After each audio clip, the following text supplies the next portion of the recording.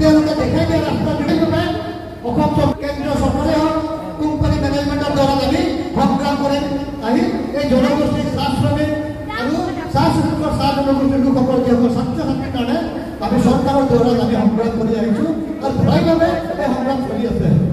আমাৰ মূল মূল আমি যিসকল আজি আমাৰ মাজত নাই, যিসকল আজি শ্বহীদ হৈ গ'ল, তেওঁলোকৰ আগ্ৰহ যিখিনি সপোন আজি এই সপোনটো আজি আমি বাস্তৱত ৰূপায়ণ কৰিব লাগিব।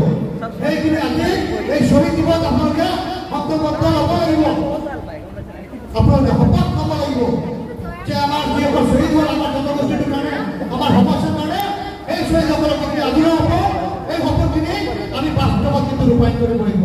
আৰু সেইখিনি কোনে কৰিব? আপোনালোকৰ নিচিনা সংগ্ৰামী নেতৃত্বসকল ওলাই আহিব লাগিব জনগোষ্ঠীটোৰ কাৰণে। অসমকাৰী ছাত্ৰ সন্থাই আপোনালোকৰ কাৰণে কি কৰা নাই? অসম চৰকাৰক দাবী জনাই, কেন্দ্ৰীয় চৰকাৰক দাবী জনাই আজি BDS, MBBS, veterinary, GNM, ANM, scholarship বিভিন্ন তাৰ লগতে ছাত্ৰ মজুৰি বৃদ্ধি, ভূমিপট্টৰ কাৰণে এইবিলাক মাত মাতি আহিছে অসমীয়া ছাত্ৰ সন্থাই।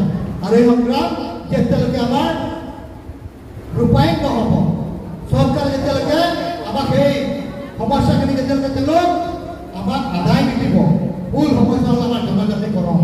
এই জনজাতিকৰণৰ সমস্যা যদি চৰকাৰে নিদিয়ে, আৰু এয়া নহয় যে আমি কোনোবা আৰু এটা চৰকাৰ আহিব, সেই চৰকাৰৰ পাঠ চাম, সেইটো নহয়।